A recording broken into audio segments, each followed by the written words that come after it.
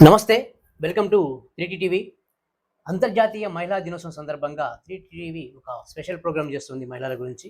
So, దాంట్లో భాగంగా ఈరోజు మనం చైతన్య మహిళా సంఘం తెలంగాణ రాష్ట్ర కన్వీనర్ శ్రీదేవి గారితో ఉన్నాం.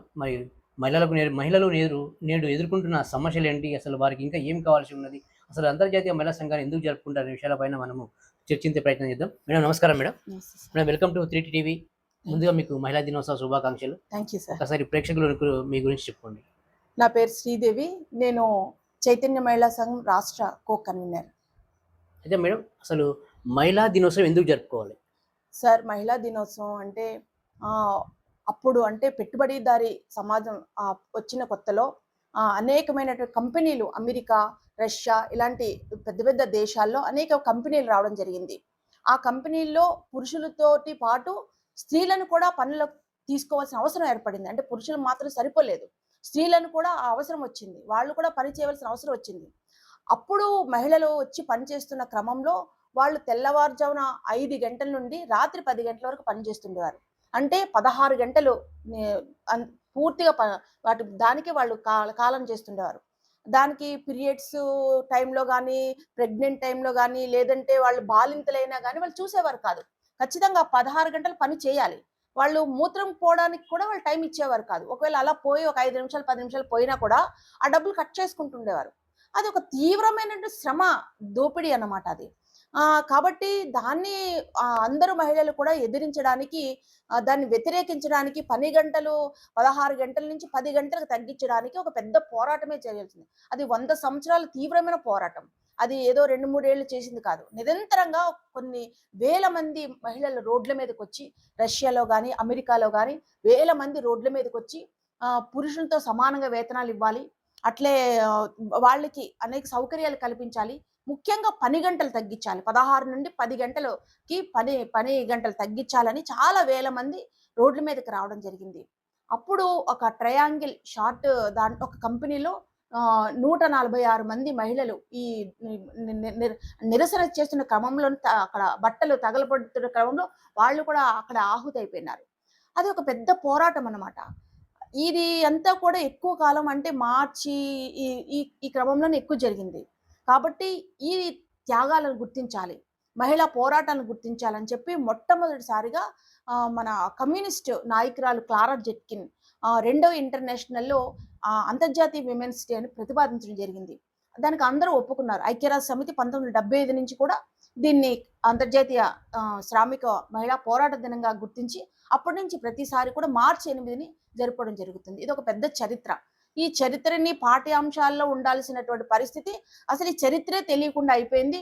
ఇప్పుడు ప్రభుత్వాలు ఏం చేస్తున్నాయంటే అంతర్జాతీయ మహిళా దినోత్సవం అంటే అది కేవలం ఆటల పోటీలు, పాటల పోటీలు, డాన్స్ పోటీలు, అందాల పోటీలుగా మార్చేసి శ్రామిక మహిళల యొక్క వాళ్ళ యొక్క త్యాగాలను గుర్తు చేసుకునే పరిస్థితి కూడా కనుమరుగు చేసేటట్టు పరిస్థితులు ప్రభుత్వాలు ఉన్నాయి. కాబట్టి మహిళలుగా మేము చెప్పేది ఏంటంటే, ఒక మహిళా సంఘంగా మేము చెప్పేది, అంతర్జాతీయ మహిళా దినోత్సవం అంటే ఆటల పోటీలు, పాటల పోటీలు కాదు.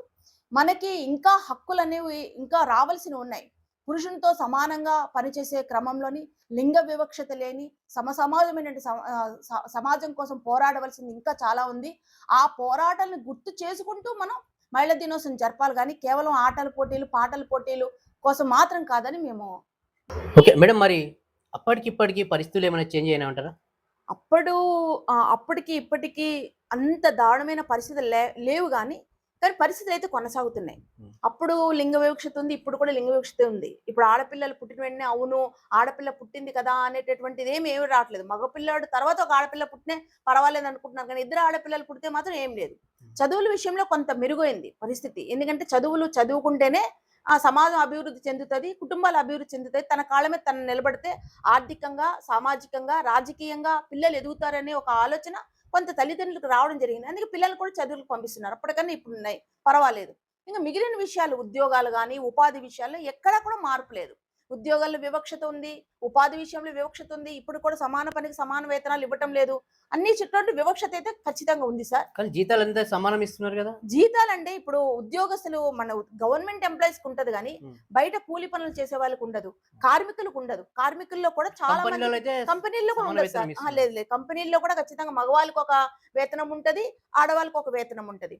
ముఖ్యంగా మహిళలు పనిచేసే పని చోట్ల 10 మంది మహిళలు ఉన్న దగ్గర ఒక లైంగిక వివక్షత కమిటీ పెట్టాలి సార్.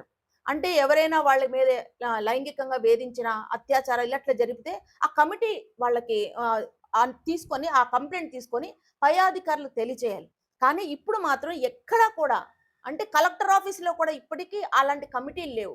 ఆ కమిటీకి కలెక్టరే చైర్మన్ గా ఉండాలి. అలాంటి కమిటీలు ఎక్కడ కూడా లేవు. స్కూల్స్ లో లేవు, కాలేజీలో లేవు, అన్ని చోట్ల పెట్టాలి ఇది. స్కూల్స్ లో, కాలేజీలో ఎక్కడ మహిళలు 10 మంది పనిచేసే ప్రతి చోట కూడా ఈ కమిటీలు అనేవి ఫామ్ చేయాలి. అది ఇంతవరకు లేదు.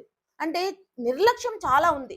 మెరుగైనది కొంత పర్వాలేదన్నప్పటికీ ఇంకా మనం ఇప్పుడు ఈ 2026కి రావాల్సినంత అభివృద్ధి అయితే ఇంకా చెందలేదు. మహిళల మీద ఇప్పటికీ 5 నిమిషాలకు ఒకసారి అత్యాచారాలు జరుగుతున్నాయి, వేధింపులు జరుగుతున్నాయి, వరకట్న వేధింపులు, బాల్య వివాహాలు ఎన్నో జరుగుతూనే ఉన్నాయి కదా. వివక్షత అని మనం అంత సులువుగా చెప్పడానికి లేదు. ఉదాహరణకి ఒక భార్య భర్తను చంపింది అనుకోండి, ఫ్రంట్ పేజీలో వచ్చేసి ఇలాగ ఒక భార్య చంపింది చంపింది చంపింది అని ఒక మీడియాలో ఎక్కడ పేపర్లో అన్నీ వస్తుంది. అదే భర్త భార్యని చంపిన ఒక పేపర్లో 3-4 వస్తుంటాయి, కానీ దాని గురించి ఎక్కడ ప్రచారం ఉండదు. అంటే నేరాలకు కూడా వివక్షత ఉంటది. మీరు అన్నట్టు ఇప్పుడు భర్త చంపింది అంటారు. ఈ మధ్య కాలంలో తీసుకుంటే భర్తను చంపడం ఒక ట్రెండ్ అయిపోయింది. ఆ డ్రమ్ములో పెడతారు, కుక్కర్ లో పెడతారు. కరెక్టే. కానీ మహిళలకు ఏం జరిగినా కూడా ఈవెన్ పురుషులైనప్పటికీ కూడా రాష్ట్రాలు ధర్నాలు వచ్చేసి ఏదో రకంగా ఆ ఇష్యూ అనేది హైలైట్ చేస్తూ ఉంటారు. కానీ ఎక్కడ కూడా ఏ మహిళా సంఘం కూడా ఒక పురుషుని పైన దాడి జరిగినప్పుడు లేకపోతే హత్య చేయబడినప్పుడు కేవలం మహిళ వల్ల అలాంటి సందర్భాలు ఎవరు కూడా దాన్ని ఖండించలేదు కదా. అంటే సార్ మనం ఎప్పుడైనా కానీ ఏదైనా శాతం పరంగా చూస్తాం సార్. మహిళలు ఎక్కువగా వాటికి గురవుతున్నారా, పురుషులు ఎక్కువ గురవుతున్నారా అనేది ఒక సర్వే ప్రకారం మహిళల కంటే పురుషులు ఎక్కువ వివక్షను ఎదుర్కొంటున్నారు, ఎక్కువ చనిపోతున్నారు, ఎక్కువ ఆత్మహత్యలు చేసుకుంటున్నారు. అది అబద్ధం. అసలు మహిళల కన్నా పురుషులు ఎందుకు ఆత్మహత్యలు చేసుకుంటారు సార్? అంటే అది చేసుకున్నా కూడా మహిళల వల్ల చేసుకోరు కదా. ప్రభుత్వ విధానాలు చేసుకోవచ్చు, ఉద్యోగాలు లేకపోవడం, విద్య లేకపోవడం వల్ల, సరైనటువంటి ఆర్థిక పరిస్థితులు లేకపోవడం వల్ల, రైతులు ఉంటారు వాళ్ళకి సరైనటువంటి అవసరాలు తీర్చకపోవడం వల్ల దీని వల్ల చేసుకోవచ్చు. కానీ మహిళల వల్ల చేసుకుంటున్నారు. ఎక్కువ మహిళల గురించి చాలా మంది కదా. కారణం ఏమంటారు? అది సంస్కృతి పరంగా ఇప్పుడు మన సెల్ ఫోన్లు ఎట్లా వస్తున్నాయి సార్? సెల్ ఫోన్లు, టీవీలో సీరియల్స్ స్వేచ్ఛ అంటే అది కాదని మేము కూడా పూర్తిగా ఖండిస్తాం సార్. మహిళా సంఘంగా ధర్నా చేయకపోవచ్చు, ఖండించకపోవచ్చు, కానీ దాన్ని అయితే మాకు కూడా కొత్తే. ఇప్పుడు మాకు కూడా కొత్త ఈ టైంలో ఇలా మహిళలు ఇంత దారుణంగా భర్తలను చంపడం అనేది ఎవరమైనా ఖండించాల్సింది. పురుషులకి అలాంటి తప్పులు చేసినప్పుడు దాని మీద సరైనటువంటి యాక్షన్ తీసుకొని ఉంటే మహిళలు చేసి ఉండేవారు కాదు. అంటే ఇప్పుడు పురుషులు ఆ విధంగా అత్యాచారం చేసినప్పుడు దిశ గాని సమత లాంటి కొన్ని చట్టాలు వచ్చినాయి, కానీ పురుషుల పైన జరిగినప్పుడు ఏ చట్టాలు లేవు. ఇప్పుడు చట్టాలు అనేవి అదే చట్టం పెట్టొచ్చు కదా. అంత మాత్రాన మహిళల్ని అరెస్ట్ చేయకుండా ఉండలేదు కదా సార్. వాళ్ళని అరెస్ట్ చేస్తున్నారు, వాళ్ళకి కూడా శిక్షలు పడుతున్నాయి కదా. పురుషుల నేరం ఏదైనా నేరమే సార్. అది పురుషులు చేసిన నేరమే, స్త్రీలు చేసిన నేరమే. మేమేమంటాం అంటే పురుషులు చేసినప్పుడు సరైనటువంటి దిశలో దాన్ని టేకప్ చేసి ఒక చట్టపరమైన శిక్షలు కరెక్ట్ గా తీసుకొని ఉంటే స్త్రీలు చేసి ఉండేవారు. స్త్రీలు పురుషులు కాదు, ప్రభుత్వాలు అవలంబిస్తున్న చట్టాలని పర్ఫెక్ట్ గా అమలు చేయకపోవడం ఇక్కడ స్త్రీలకి ఒక అసహనం వస్తుంది. ఎందుకంటే ఒక గదిలో వేసి ఒక పిల్లిని కొడితే పిల్లి ఎప్పటికైనా తిరగబడుతుంది. అదే పరిస్థితి ఇప్పుడు ఎదుర్కొంటున్నాం. మహిళలు అంటే లేవడం అంటే అది నేరాలను ఎవరు ప్రోత్సహించకూడదు సార్. మేము అది మొదటి నుంచి అదే మాట్లాడుతున్నాం. ఇప్పుడు అత్యాచారం జరిగిన తర్వాత ఒక అగ్రకులాల మహిళకు జరిగిన వెంటనే వెంటనే రివాల్వర్ తీసుకుని షూట్ చేయడం, అదే ఒక దళితులు, మైనార్టీలు, ఆదివాసీల్ని ఇంతగానం చంపుతున్నారు. మరి ఎన్నడూ కూడా ఒక గన్ తీసుకుని ఎప్పుడు చంపింది లేదే. అట్లీస్ట్ వాళ్ళకి శిక్ష పడింది కూడా మేము చూడలేదే. నాగర్ కర్నూల్లో ఒక పసికందుని మనం తెలుసు కదా, అది కాళ్ళకేసి కింద తొక్కి ఇంతవరకు కేసు పెట్టలేదు. రెడ్డి సామాజిక వర్గానికి చెందినటువంటి ఇంతవరకు కేసు పెట్టలేదు. మరి ఎందుకు పెట్టరు? అంటే అక్కడ అదే మహిళ తిరగబడి ఎవరైనా కొడితే, ఎవరైనా చంపితే అది న్యూస్ అవుతుంది. కానీ ఇది న్యూస్ అయినప్పటికీ కూడా న్యూస్ అయింది, కానీ ఇంతవరకు ఎందుకు వాళ్ళ మీద కేసు పెట్టలేదు సార్? ఎందుకు కేసు పెట్టలేదు? ఎందుకు అరెస్టులు చేయలేదు? నువ్వు సరే అది తప్పా, ఒప్పా అక్కడ జరిగిందో లేదో నువ్వైతే ప్రభుత్వ పరంగా చర్యలైతే తీసుకోవాలి కదా! వాళ్ళిచ్చిన కంప్లెయింట్‌ని ఎఫ్ఐఆర్ చేయలేదు గానీ, ఎవడైతే చంపిండో వాడిచ్చిన కంప్లెయింట్‌ని వాళ్ళు ఎఫ్ఐఆర్ చేశారు. ఫస్ట్ ఇచ్చిన వాళ్ళు కంప్లెయింట్ కదా మీరు తీసుకోవాలి. చట్టాలు ఉన్నోళ్ళ చుట్టాలు చట్టాలు అంటారు కదా, అట్లా చట్టాలు అయిపోయింది. ఎప్పటికి కూడా ఇప్పుడే కదా సార్. కులము, మతము, తర్వాత వర్గము. అధికారం. ఎవరైతే వర్గం ఉంటారో వాళ్ళకి చుట్టాలైతారు. ఎవరైతే అధిక కులం ఉంటారో వాళ్ళకి. ఆ నిస్సహాయత నుంచే ఎప్పుడైనా కూడా ఇలాంటివన్నీ వస్తుంది సార్. అది స్త్రీలలోనే ఓకే. వస్తది, ఇప్పుడు మరి పురుషులలోనే ఇంకా వస్తది. మహిళల గురించి మనం ఇటొస్తే ఇక కరెక్టే. మరి ఇప్పుడు ఈ మధ్య కాలంలో ప్రధానంగా తీసుకుంటే ఎక్కడ పోయినా కూడా మహిళలు వేసుకునే బట్టలపైన చర్చ నడుస్తుంది. మొన్న సినిమా యాక్టర్ శివాజీ గారు కూడా దాని గురించి మాట్లాడితే అనసూయ గారు వారు ఖండించారు. పెద్ద ఎత్తున చర్చ జరిగింది కదా! మరి వస్త్రధారణ గురించి మీరేం చెప్తారు? నేటి కాలంలో వస్త్రధారణం అంటే సార్ అన్ని వేళల్లో మహిళలు అన్నీ ఏమీ వేసుకోరు. సినిమాల్లో ఒకలా ఉంటుంది. ఫంక్షన్స్‌లో ఒకలా ఉంటుంది. స్కూల్ పిల్లలకి ఒకలా ఉంటుంది. ఎవరు ఇష్టమైన అయితే ఒకటి ఏంటంటే బట్టలనేవి ఎప్పుడైనా గానీ ఎవరి కంఫర్ట్‌కి, ఎవరికి నచ్చినవి వేసుకోవడం ఒక పద్ధతి. దాని గురించి స్టేజీలెక్కి మహిళల బట్టల గురించి స్టేట్మెంట్ ఇవ్వడాన్ని మహిళా సంఘంగా మేమెప్పుడు వ్యతిరేకిస్తాం. ఎందుకంటే వాళ్ళకిష్టమైన బట్టలు వేసుకొని తిరిగే స్వేచ్ఛ కూడా ఈ సమాజంలో లేకపోతే కష్టముంటది. లేదు అసభ్యకరంగా మీరు వేస్తున్నారు కదా! సినిమా వాళ్ళేస్తున్నారు కదా! అవును. సినిమా వాళ్ళేస్తారు. ఎందుకంటే సినిమాలో అలా ఆమె ఆ బట్టలేసుకోకపోతే అది నిర్మాత ఒప్పుకోడు. దర్శకుడు ఒప్పుకోడు. సినిమా తగ్గట్టు, ఖచ్చితంగా సిట్యుయేషన్ తగ్గట్టు ఆ ఏయాల్సొస్తది. సిట్యుయేషన్ తగ్గట్టు వేసుకోవాలది. అంటే వాళ్ళు ఒప్పుకోరు. ఇంకేమంటారంటే మీరు అట్లా వేసుకొని వెళ్ళడం వల్లనే మేము అత్యాచారాలు చేస్తున్నాము, మేమిలా లైంగిక వేధింపులు చేస్తున్నాము అంటారు. ఉదాహరణకి చిన్న విషయము. మన ఇంట్లో ఉన్నటువంటి మన చెల్లో, అక్కో, తల్లో ఎవరో ఒక చిన్న పొట్టి బట్టలేసుకున్నప్పుడు ఆ ఇంట్లో మగవాళ్ళు ఆ తల్లి మీదో, ఎవరి మీద అత్యాచారం చేస్తారా? లైంగిక వేధింపు చేస్తారా? చేయలేం గదా! అంటే మనం అట్లాంటి చూస్తున్నాం. ఆలోచన చిన్న ఆ! చిన్న పిల్లలు కూడా అత్యాచారం చేసిన పరిస్థితులు కనిపిస్తుంది. ఉంది. చిన్న పాపను 5 చిన్న ఏళ్ల అంటే పాపను. మనకి 3, 6 నెలల పసికందుల మీద అత్యాచారాలు జరుగుతున్నాయి. మరి వాళ్ళ తొడలేమన్నా టెంప్ట్ చేస్తున్నాయా? అంటే వాళ్ళ డైపర్స్ ఏమన్నా టెంప్ట్ చేస్తున్నాయా? అట్లాంటి ఆ టెంప్టింగ్ మాటలు గాని అలాంటి ఆలోచన కాదు. మన ఆలోచనలు మార్చుకోవాలి. మహిళలు ఇంతకుముందు చాలా కాలం క్రితం అప్పుడు లంగా జాకెట్ వేసుకున్నారు. అది నుంచి తప్పించి లంగా ఓణీల దగ్గరికొచ్చింది. అక్కడి నుంచి డ్రెస్సులకొచ్చింది. అంటే మనం అలవాటు పడ్డాం. ఒక పరిస్థితి నుంచి మరో పరిస్థితికి అలవాటు పడ్డాం. అది అంటే జనరలైజ్ చేయాలి. డ్రెస్ అనేది జనరలైజ్. నువ్వు చూసే విధానం తప్పు ఉండొచ్చేమో గానీ, ఆ కోణాన్ని డ్రెస్‌ని జనరలైజ్ చేయకపోతే నువ్వు ఏ డ్రెస్ ఏసుకున్నా తప్పే. ఉదాహరణకి పంజాబ్ డ్రెస్ ఏసుకొని పైన చున్నీ కప్పుకోకపోయినా తప్పే అంటుంది.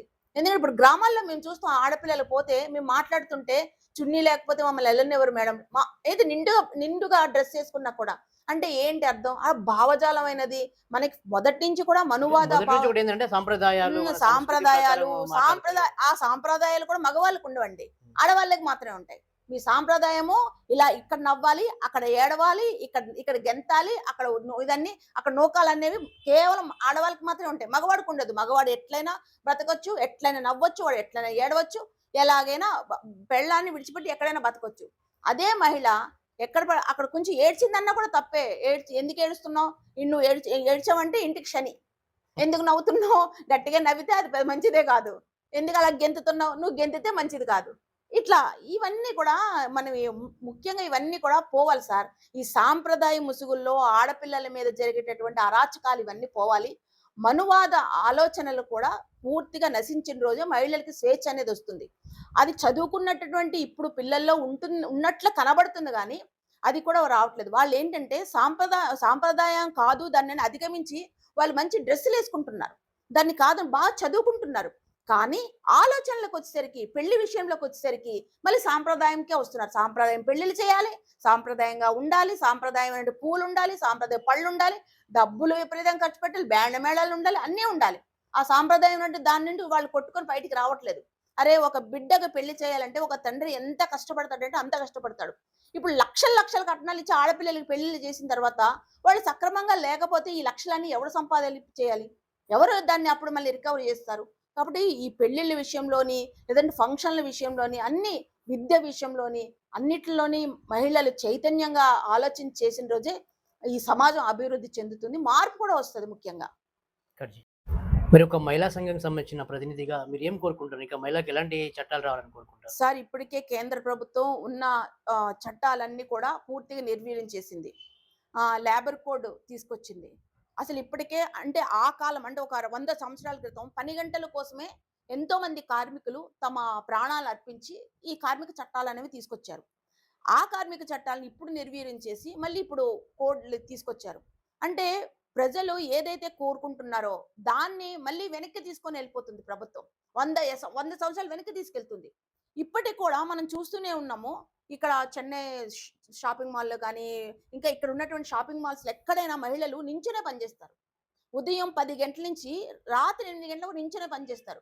అంటే వాళ్ళు స్టాండ్ వర్క్ అట అది. కూర్చొని చేయకూడదట అక్కడ. మేము చాలా బట్టల షాప్‌కెళ్ళి మేము మొత్తం మహిళలందరిని ఎంక్వైరీ చేసాము. వాళ్ళంతా చెప్పిందేంటంటే, "మేము ఉదయం 10 గంటలకొచ్చి సాయంత్రం 7, 8 గంటలకు వెళ్ళిపోతాం మేడం. కూర్చోకూడదు. మాకు స్టూల్స్ ఉండవు. ఏముండవు. అట్లా కూర్చుంటే మాకు ఇబ్బందని." అట్లా కొన్ని కంపెనీలు ఇప్పటికి కూడా ఉదయం 10 గంటల నుంచి రాత్రి 7 గంటల వరకు చేపించుకునేటటువంటి అంటే వాళ్ళు దేని కొరకైతే మనం పని చేసినామో మళ్ళీ అదే అమలైతుంది ఇప్పుడు.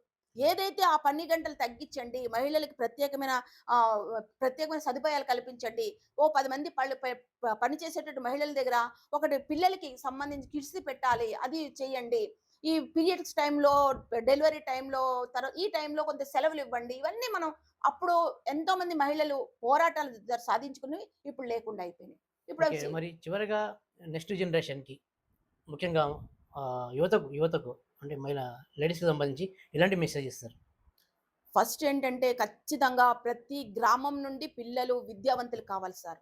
చదువు అనేది చాలా ముఖ్యం. 100% బాలికా విద్య అనేది చాలా అవసరం. అంతే కాకుండా మహిళల మీద వివక్షత పోవాలంటే కేవలం మహిళా పోరాటాల ద్వారానే అది సాధ్యం కాదు. అంటే సమాజంలో అన్నీ సంబంధించినటువంటి కోణాలు, అన్ని సమస్యలతో మహిళా సమస్యలు ముడిపడి ఉంటాయి. ఇదేదో కేవలం మహిళలు మాత్రమే వెళ్ళిపోతే ఇగో ఇలా ఉంటదనమాట. ఎట్లా అంటే ఇందాక మీరన్నారు కదా! పురుషుల మీద హత్యలు చేసిన అది కాదు. సమాజంలో ప్రతి సమస్య కూడా స్త్రీల సమస్యలతోటి ముడిపడి ఉంటాయి. అదేమి ఆర్థికంగా కావచ్చు, సామాజికంగా, సంస్కృతి పరంగా, రాజకీయ పరంగా అన్ని అంశాలతోటి మహిళా సమస్యలు ముడిపడి ఉంటాయి. కాబట్టి అన్నిట్లో కూడా మహిళలు ఖచ్చితంగా ముందుండి, స్త్రీ పురుషులు కూడా ఉండి ఆలోచన చేయగలిగితేనే ఈ సమాజం మారతది. అంతే తప్ప కేవలం స్త్రీ పోరాటాల ద్వారానే అది కొంత మారొచ్చేమో తప్ప మళ్ళీ వెనక్కి వెళ్ళే అవకాశం ఉంటది. కాబట్టి ఖచ్చితంగా స్త్రీ పురుషులు వాళ్ళు చదువు అనేది చాలా ముఖ్యం.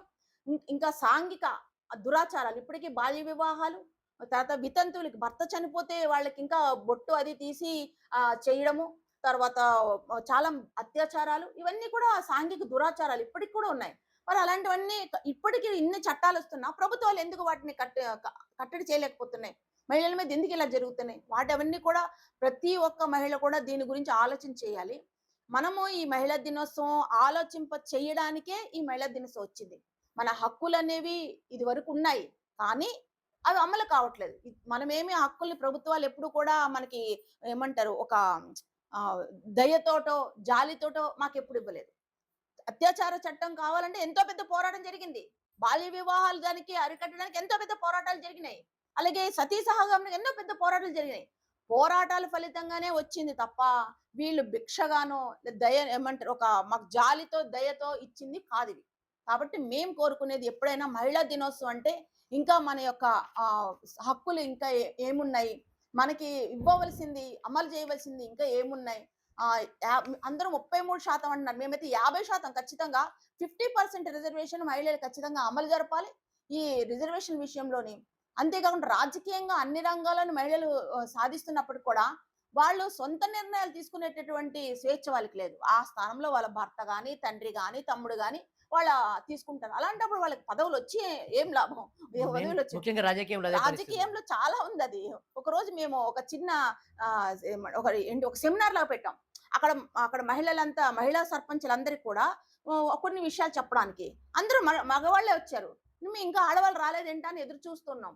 తర్వాత మాకు అర్థమైందేంటంటే వాళ్ళంతా కూడా ఆడవాళ్ళని ఇంటి దగ్గర పెట్టి వాళ్ళ భర్తలొచ్చారు. భర్తలు, పేరుకి వాళ్ళ మాత్రమే వాళ్ళు. తండ్రులొచ్చారు. అట్లా కాదు సార్ మహిళలకు చెప్పడానికే మేము ఇది పెట్టాము అంటే, ఏం కాదు మాకు చెప్పండి మేము ఎళ్ళిపోయి చెప్తామంటున్నారు. అంటే ఎంత ఎంత అంటే రాజకీయమైనటువంటి అణిచివేత మహిళలకి ఎంత ఉందంటే, వాళ్ళు పెద్ద పెద్ద పదవుల్లో ఉన్నప్పటికి కూడా, ఆ రాజకీయ నిర్ణయాలు వాళ్ళ భర్తలు, తండ్రులు, అన్నలు తీసుకుంటున్నారు. కాబట్టి అది కాదు కదా! ఇప్పుడు ఎప్పుడైతే వాళ్ళు స్వయం నిర్ణయాధికారాలు తీసుకుంటారో, అంత పదవిలో ఉన్నప్పుడు సహజంగా మహిళలకి తమ బాధలేంటో వాళ్ళకి తెలుస్తాయి. 10 మంది చెప్పేటటువంటి బాధలుంటాయి.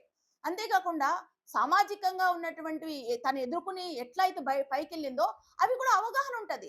కాబట్టి ఆమె స్వయంగా ఏదైనా నిర్ణయం తీసుకోగలదు. మళ్ళీ వాళ్ళ ఇంట్లో భర్త చెప్పేటట్టు మళ్ళీ వాళ్ళ తండ్రి మళ్ళీ వాళ్ళ కొడుకే వాళ్ళని రన్ చేస్తూ ఉంటే వాళ్ళని తీసుకొని వెళ్తుంటే ఇంకా ఆమె ఏం చేయగలదు. కాబట్టి ఖచ్చితంగా అన్ని విషయాల్లో మహిళలు ఒక జ్ఞానపూరితంగా అంటే సైంటిఫిక్ గా ఆలోచించేయాలి. చైతన్య మహిళా సంఘం రాష్ట్ర కో కన్వీనర్ మరి ఈరోజు ఎంతో మహిళలకు సంబంధించి కానీ అదేవిధంగా యువతకు సంబంధించి కానీ అనేక విషయాలపైన చర్చించడం జరిగింది. ఎన్ని తరాలైనా కూడా చట్టాలు ఎన్ని వస్తున్నా కూడా ఇంకా మహిళలపైన జరుగుతున్న అఘాయిత్యాలు మారాలంటే అందరు చైతన్యం కావాలనే ఆలోచన చెప్తున్నారు. మరి మరొకసారి అంతర్జాతీయ మహిళా దినోత్సవం శుభాకాంక్షలు చెప్తూ మరి ఈ వీడియో గురించి మీ అభిప్రాయాలు కూడా కామెంట్ రూపంలో పెట్టాలని కోరుతున్నాను.